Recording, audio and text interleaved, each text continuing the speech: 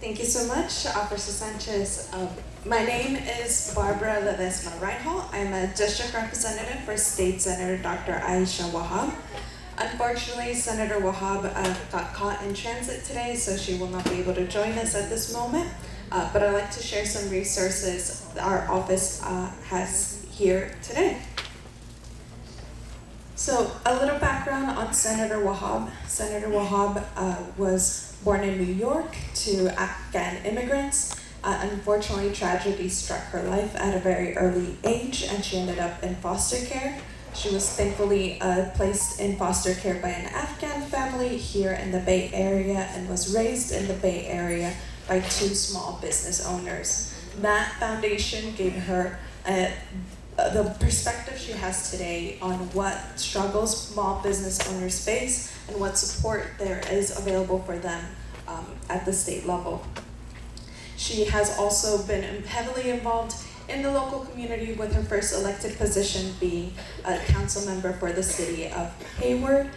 In her time at the city of Hayward, she put forward a lot of legislation that put those that were most underserved in the community first. She pioneered a lot of great initiatives like the HEART program that had a more humane approach to mental health crises when they come in and when they interact with law enforcement. Today, Senator Wahab is the chair of the Senate Housing Committee, as well as a member of several other committees, including an Appropriations Committee on Infrastructure and Transportation. We at our district office here in Fremont do a lot of community engagement at events like this throughout the whole district. So our district covers the communities of Hayward through to Sunnyvale and Santa Clara, with Milpitas right in the middle of it. So a little background on our legislation for this year. In 2024, we were able to get two key pieces of legislation signed. SB 1354, Protect Seniors at All Costs, that ensures equitable treatment on seniors that receive Medi-Cal and are in skilled nursing facilities. And SB 1352, the Continuing Care and Retirement Communities, that ensures that residents are thoroughly informed in the language of that they understand it, of all the rights they have in care facilities. You know, right to contact family, right to have a medication, all those little details that some people, due to language barriers, may not be fully informed about. This year, we have three key pieces of legislation focused on seniors. We have the assisted living rental rate protection, so that limits the rate increases that people that receive assisted living waivers and CalAIM and living facilities. It limits the rate of rent increases that they are subject to. So it limits that and makes living in a care facility more affordable and accessible. We also have the Senior Eviction Protections Program that ensures that any evictions that need to take place in assisted living facilities are done fairly, and everyone is informed of their full rights throughout that process. We also have the Emergency Backup Program, so that is for senior living facilities to have emergency backup power supplies on site in order to support all of their residents through a potential 72-hour emergency energy emergency. So that it keeps our seniors safe where they are and helps keep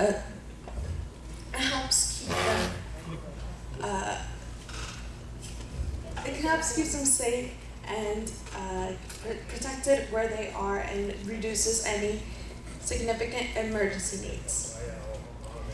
So this covers some of the funding sources, some of the money the Senator has been able to secure for the district. I will highlight that in Milpitas, we were able to secure some money for the Smart Transportation project here.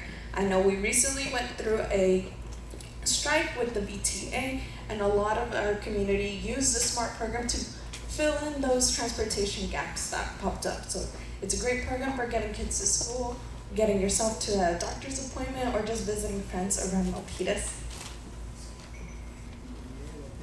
So now I'd just like to share the contact information for our office. We also have plenty of materials out in the back for all of you, with our contact information. Like I said, our district office is here in Fremont.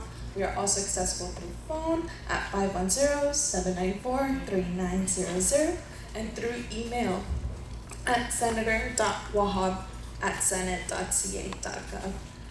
At this point, I'd like to invite Officer Sanchez to come on up and lead us into the next part of our program. Thank you.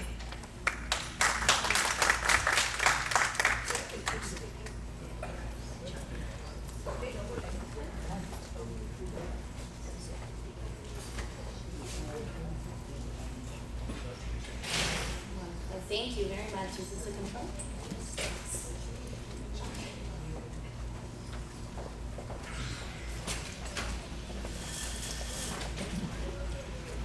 Good afternoon, everybody. Again, my name is Officer Michelle Sanchez. I'm one of the police officers in the Milpitas Police Department. And then if you didn't catch the names of the people in the back with me, Captain Tyler Jameson and Detective Daniel Sevilla. They're here to assist me at the end. If you have any questions, they will help me out.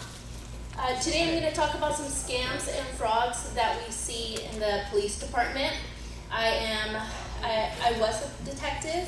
I was assigned to investigate many frauds, identity theft, elder abuse cases, financial abuse cases. So I'm very familiar with these. Many of the examples I'm going to show you today are real life from the cases that I investigated.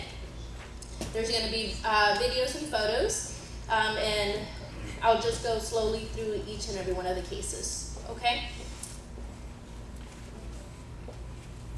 The first one I'm going to start off with is called a jewelry swap scam. Now this type of scam, there's a variety of different types of methods it could be. It could be a swap, fake jewelry, a gift. I'll go through a little bit of how each one works. Keep in mind today I only have a very limited amount of time. There's many scams out there. There's so many. And it would be impossible for me to be able to tell you each and every one of them. But today I'm going to really focus on the ones that we see the most.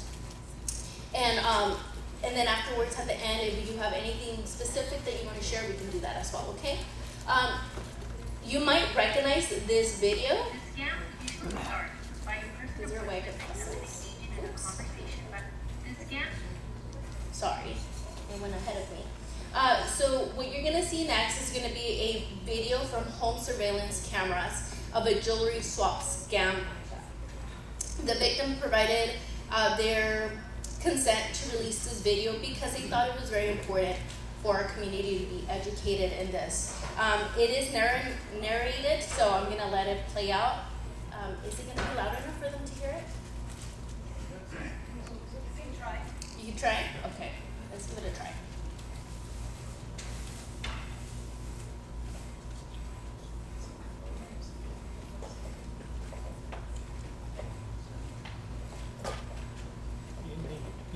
So next.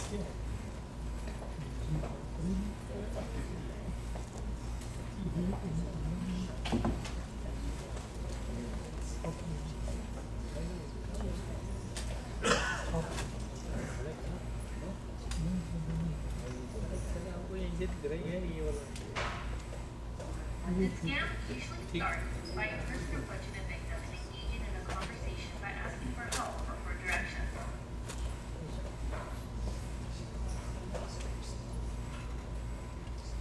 The person offers a gift, such as a piece of fake jewelry, and hugs the victim as a sign of gratitude for their help.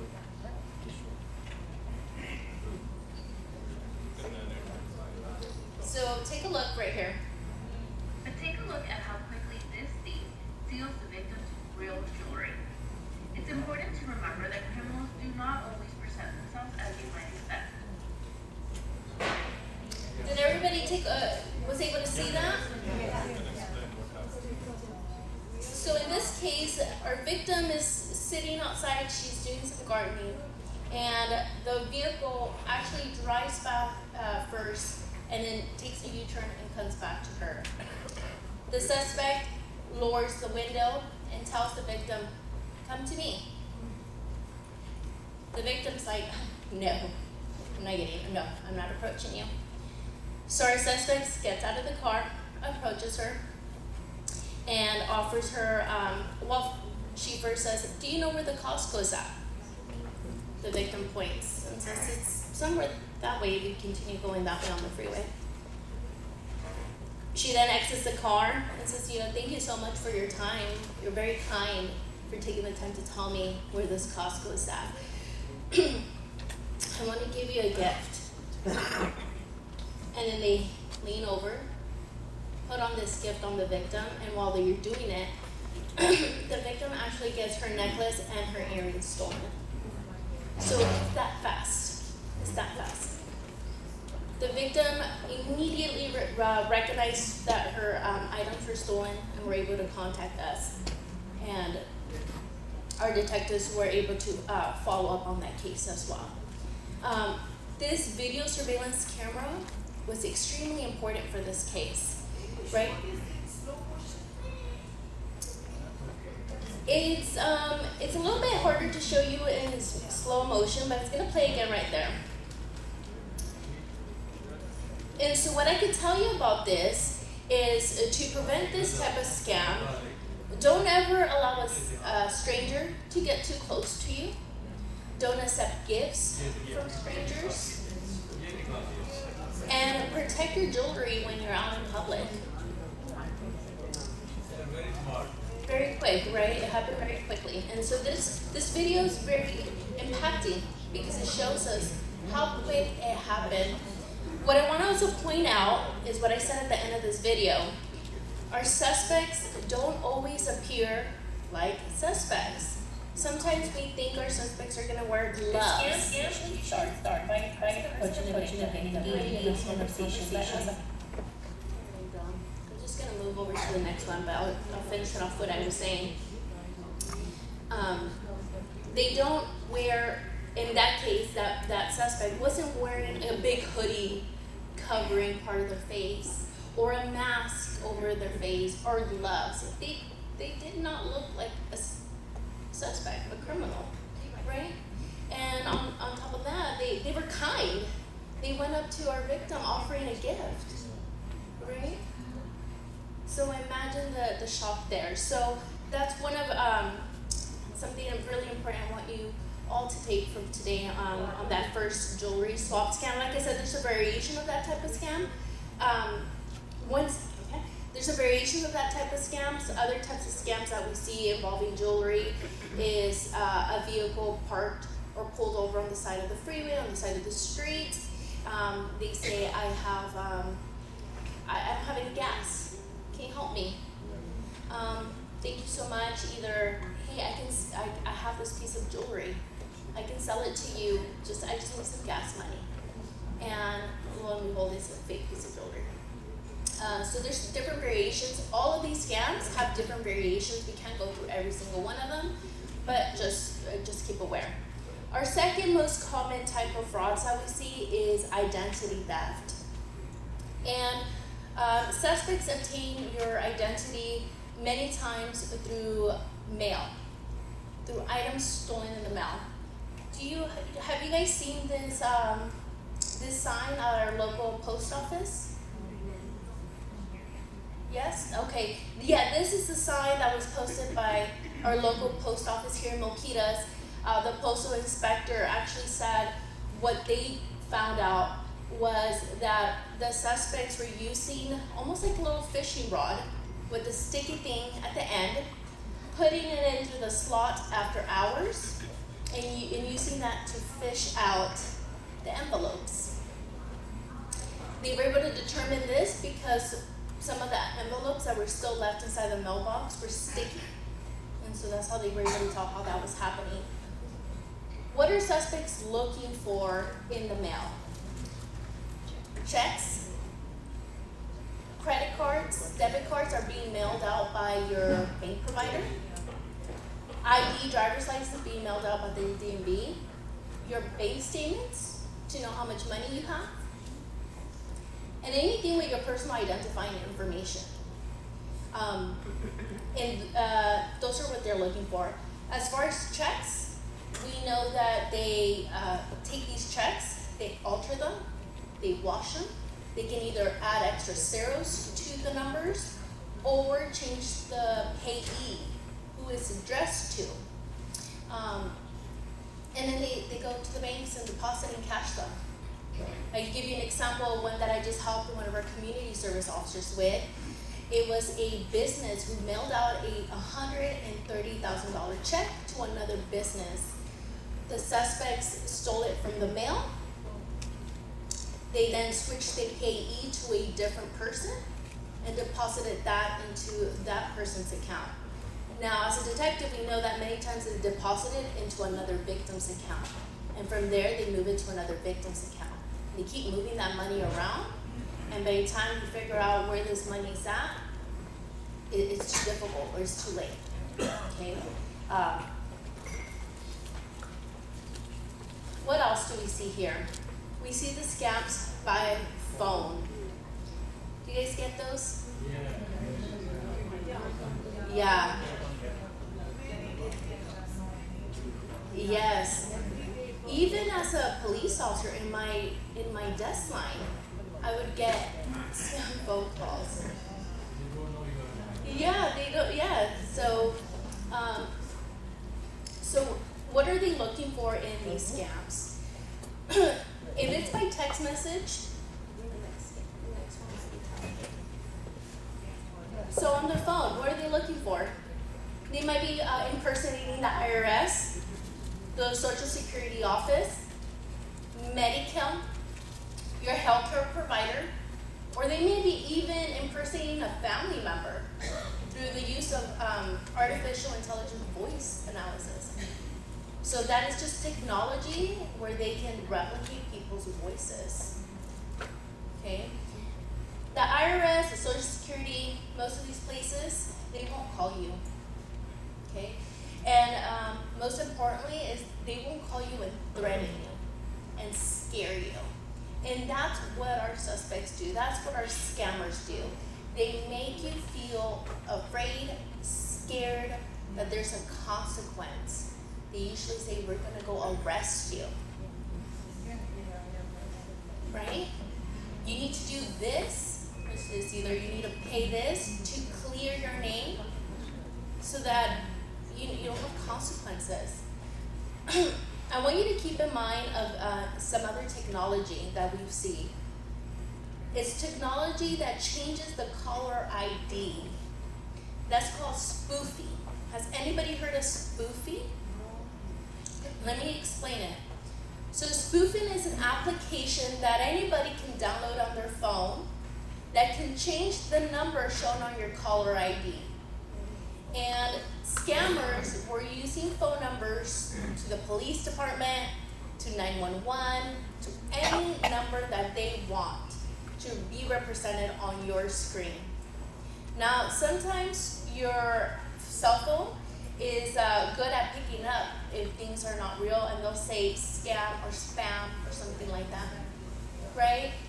Sometimes they'll say telemarketer, but it's not always certain that your cell phone will be able to pick this up. Sometimes it puts somebody as a spam and it's not a spam. And so it's different technology that they're using. But just be aware that if your caller ID shows a number, don't always believe it. Okay, be aware of that type of technology that's out there. Your red flags on this again is the fear and sending money to clear something up.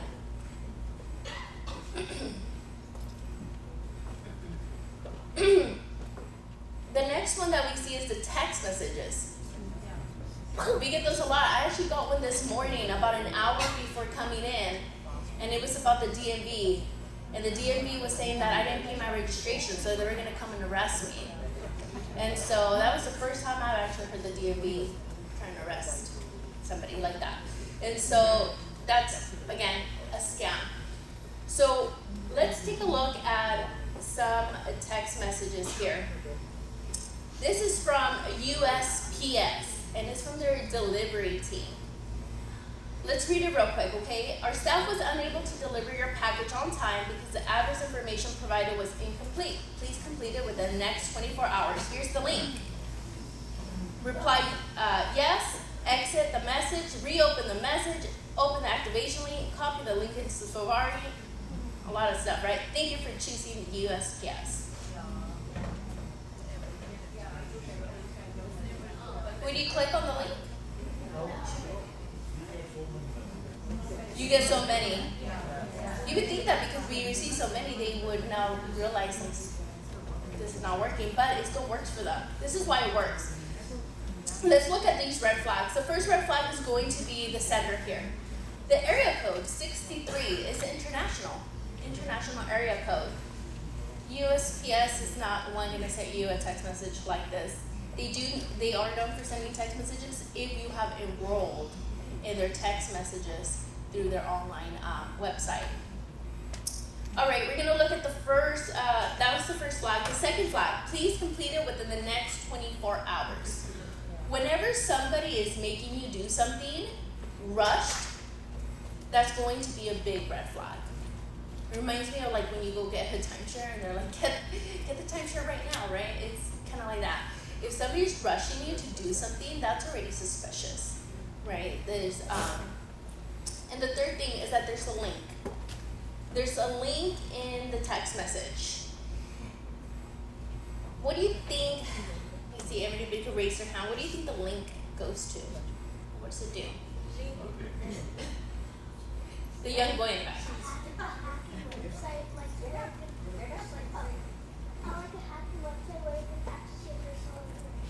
Oh, absolutely. A hacking website that can be used to obtain your personal information. Very good. That is definitely one of the things.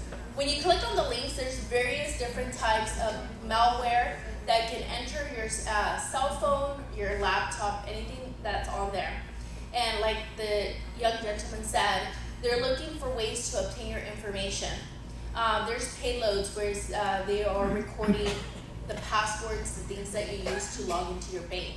As soon as you click on that link, you will then start uploading into your phone if they sent you another, like a download or a different link. For example, here he's saying, take the link, put it in Safari, open it, do this, do that. That right there is so that they could get that malware downloaded onto your phone. As soon as that malware is downloaded, our scammers have immediate access to the information, okay? And so, but when you click on it, you have to download something onto your phone. And it'll say your phone will give you little things to download. This right here is another email scam that I saw. This is from one of my cases. This is an email scam coming in from PayPal. And the scammer on the line told our victim that his name was Lawrence Cooper and that he was investigating some fraud happening on the victim's PayPal account. And our victim in this case, unfortunately, lost about $500,000, okay? Our victim in our case is actually a police officer from somewhere in California, okay? So even a police officer can get scammed because these scammers sound that good. They sound so legitimate that a police officer with previous detective experience fell scam to this, okay? The email came in as, we're from PayPal. We noticed some suspicious activity happening in your account. In order to protect your account, we have moved some of your funds into a secure vault. Click here to see where the money in your secure vault went. She clicked on it. She immediately began downloading the malware. From there, she got scared, so she called the number. Hey, PayPal, what's going on? Like, scammer, Lawrence Cooper, started telling her things about her PayPal account that were pretty legitimate. Actual bank accounts that were associated to her PayPal. so she believed him. She ultimately had given the suspect so much access to to the accounts that they had moved around a lot of her money, right? $500,000 loss. In this case, it's very, very rare. The FBI helped me out. They were able to track down one of the suspects and discovered that there was a lot of scams in that suspect's account. There were so many victims that the likelihood of her receiving her money back is very, very rare. Even though we located somebody, very rare. And so once there's an exchange of money, the ability for a detective to track it down, depending on the speed in which we obtain search warrants, obtain all the information we need, it's highly unlikely that we're going to be able to recover money. Okay.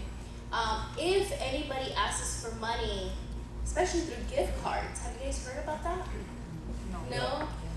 Yes. You heard about it?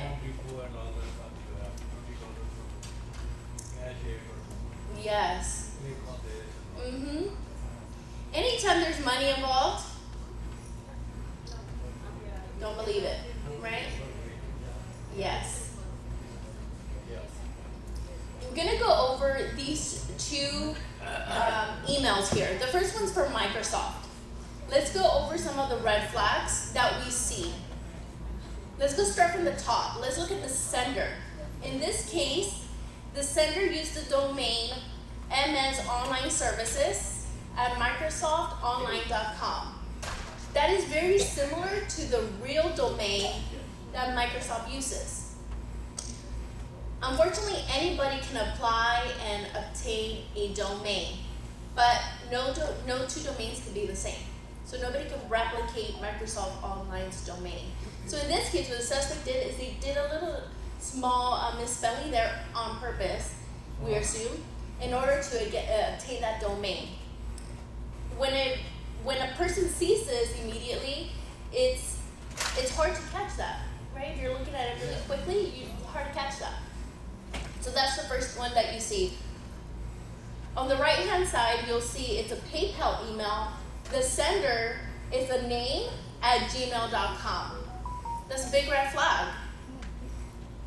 PayPal's a legitimate business. They're not going to be sending emails from a personal Google account.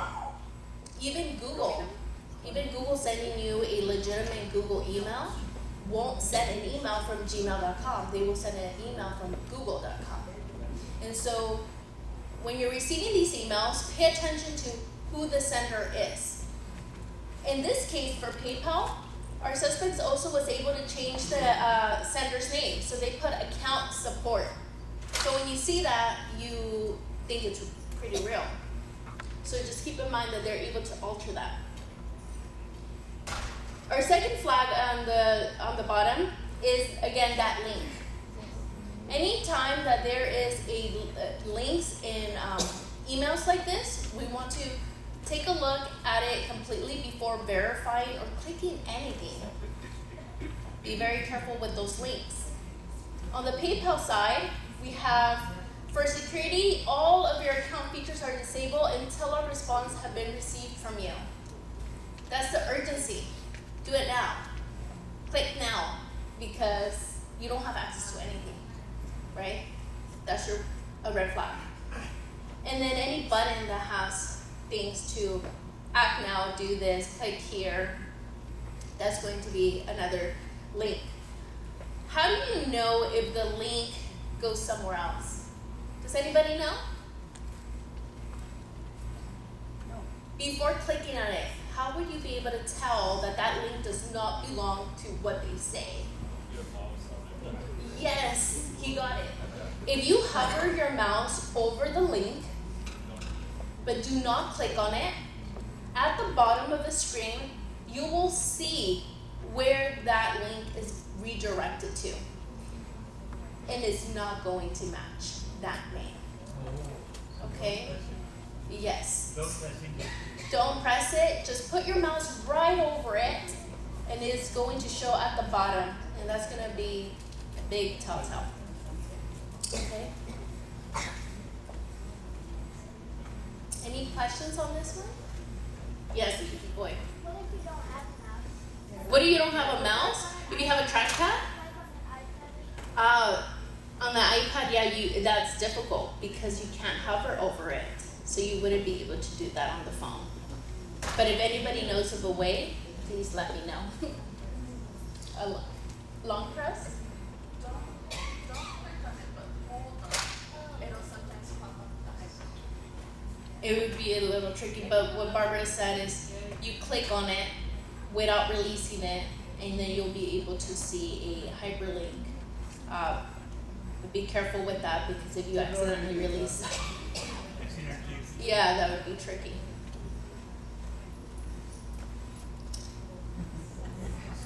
This is a romance scam. And I have to blur the faces, obviously, of our victim and our supposed suspect scammer because I don't know if our scammer is really what this young lady looked like. So I blurred out her face. This was one of my cases as I finished part of being a detective. And I saw romance scams quite a bit. They happen quite a bit, and I'm gonna kind of give you the details of how this one started. Our victim received a WhatsApp message, and the WhatsApp message said, I'm just gonna make up a name because I don't remember, but he was like, "Hi John, it was nice meeting you. Here's a picture of me so that you remember me," something like that.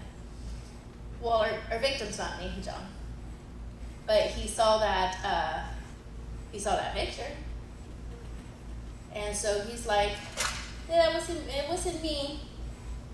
Wrong number, right? That's what most people. Hey, sorry, wrong number." Our scammer was like, "Oh, I don't even know how I got your number then," and then they just started chatting away. It was a hook. The picture was a hook, the text was a hook. Now we have our victim texting back and forth with who he believes this person, and they just continue talking. Romance scams usually aren't really fast. Our suspects take their time. And eventually, what our scammer ended up telling our victim was, and during this time they exchanged photos and they exchanged videos, but they never saw each other in person. They never saw each other through a Zoom call or any type of video. And according to the scammer said that she lived also in the Bay Area. So she lives in the Bay Area, why isn't she meeting up with our victim? What she ended up telling our victim was, "I'm currently investing in this platform. It's called Taurus." Now, Taurus is a legitimate cryptocurrency platform based out of the United Kingdom. But what she did is she said, "I'm investing in this company. It's very good. Click on this link so you can download the app and you can start investing too. And if you invest enough money, then we can run off and get married." He clicked on that link and he started investing. Okay. He invested about $90,000. And the way that this scam got discovered was that when he tried to do the last $25,000 transfer, his bank was like, "Wait a minute, what's going on?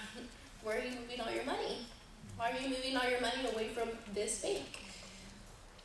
So what he did is he didn't want to reply to the bank, so he went to his daughter and said, "Hey daughter, can you send this person $25,000? And the daughter's like, "Wait, what? Why? Who is this person?" And then we ended up finding out that obviously the Taurus investment platform was fraudulent. It replicated the name very similarly with the exception of one letter. So there's some misspelling in the name Taurus. And the actual platform itself was very similar to the real one. okay? In these cases, let's say it would have been a legitimate platform or a legitimate whatever, it takes a lot of time because our warrants, our United States search warrants are only meant for United States. And so if our suspects are overseas or anywhere else, it's very rare to get an entity, a bank, anything to comply to United States warrants. And so it's rare. And so that's what ended up happening in that case. The key takeaways for all of these scams. Now, like I said, these are just some of the most common ones I saw. They're not all of them. We know that there's a lot of scams that have to do with the lottery. You win the lottery, in order to get your lottery money, you gotta pay your taxes up front. Yeah. You know, or sweepstakes, similar, right? Sometimes they say that somebody has left $2 million in your name, Yeah. so please send this much money so that I can work on it. So I have received something Yes. Did everybody hear that in the back? No? So, do you want to repeat it for? Yeah, I got a email that saying that, hey VJ, somebody in Africa left $2 million in your name. He was known to you. You are so kind. So I would like to process that in your name.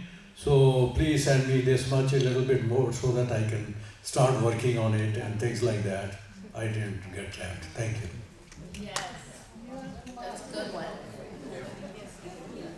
Yes? I can see my messenger, I get every day so many messages that America gives back and your card is ready and credit card, take this for your name. And so many messages every day I'm getting. And sometimes I get the Prince Charles has sent me a friend request. Why would Prince Charles will send me a friend request? You know, so many kind of stupid on Messenger every day I get. America gives back and hidden benefits, apply for it, this and that. So how about that? Yes. You're lucky you're getting it. We don't get it. Yeah, is the prince sending some photos? Is the prince sending some photos? Those text messages are like robocalls, and so they're automatic. Yes, we got. Oh yes, let me go over those real quick right now. So those are automated. So there's actually not a scammer per se directly behind that message. It's just a sending it to everybody, right? And if you happen to reply or click, that's when one of the scammers gets it, and then they start processing. I got a message, one of my friends, he said I am held up in London and I lost my bag and all that. Please transfer so much money to $400 to my account so that I can come back. I can go back with you. Wow, okay, so I knew that his son is in America, he's a doctor, and he is not telling him to send money, asking you to send money. yes. What did they use a real name? Did they use his He name? used my name, first name, it looks so genuine. But I knew that it's a fraud because his son is here, he will not he will ask him, not me. Yes, absolutely. There will be red flags. There will be red flags, things that don't add up. If you feel like it's suspicious or hey, this is unusual, if you're not sure, don't rush to respond to it. Hold off and wait. You had mentioned healthcare scams. Insurance calls. Insurance calls. What kind of insurance calls did you get? You have got insurance. Please deposit so much money and take. Take apart for you. Yes. Many times I And how are you getting those? Text messages or emails? phone. Phone. By phone. Or even medical bills, that hey, you owe $48. Yes. Medical bills, you're outstanding, please do it when your insurance will get. Yes. I got those messages. But when I called my insurance, it was Thank you for actually saying that, because I was hearing one of our police officers talking about one of their cases, and I forgot to mention this, but I'm a public information officer, so I do all our social media. Do you guys follow us on Instagram, Facebook, Nextdoor? Yes? Facebook? Okay, good. If you don't, follow us on our Instagram, Facebook, Nextdoor, whatever social media you have, we push out certain information. What's that? Oh, you just got one? Just right now, look at that. Look at that, they're listening to us. So let me tell you of a scam that the police officer was telling me about. It was a victim received a phone call from an insurance provider. Yes, sounds familiar. The insurance provider said, "Hi, I'm calling because an insurance policy was opened under your name overseas, and it was used to pay for a very significant, medical procedure, and we have some questions over that." The victim's like, "I haven't been overseas. I don't know what you're talking about. That's not me." Yeah. And so the victim was already concerned, like, "Oh, somebody stole my identity. Somebody stole my identity, used it to open a policy, and did an illegal thing overseas." Right? That's what the victim's believing. Because our scammer sounds so legitimate, so real. So the scammer, pretending, impersonating the healthcare provider, said, "We're gonna help you. We're gonna help you with this case.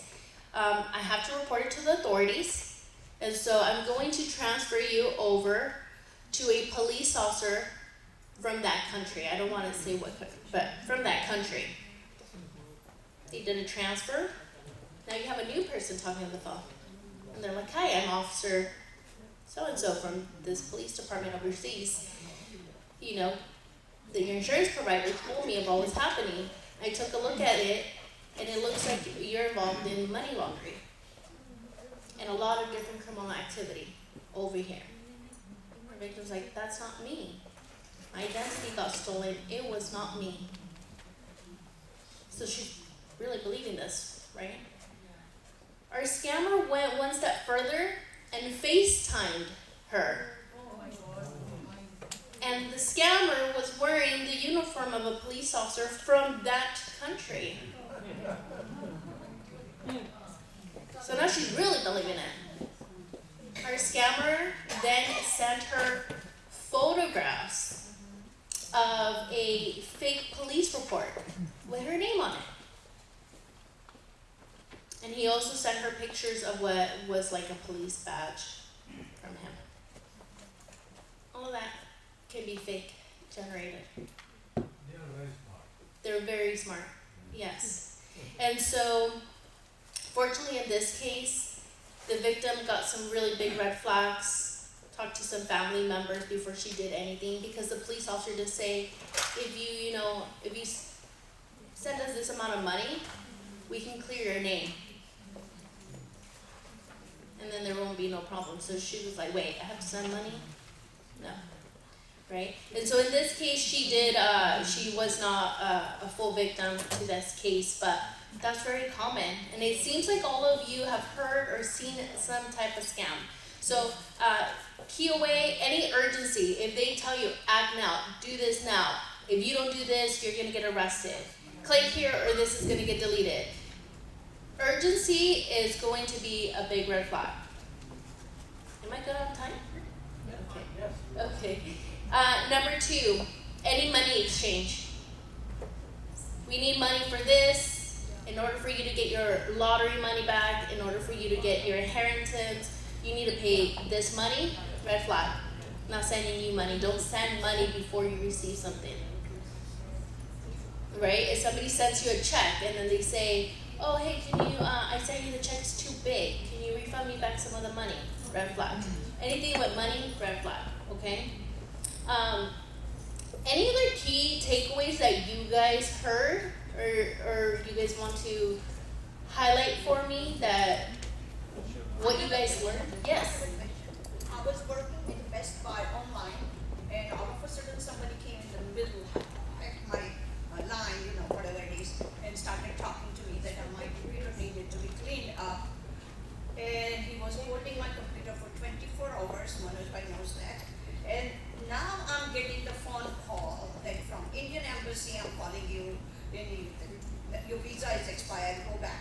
I've been getting those calls every day. My question, do I have to report to police when I am getting caught? Because I read somewhere that you should report to police. Those kind of calls is now threatening calls. That's who I have to report that my computer was hacked and my identity was stolen and things like that.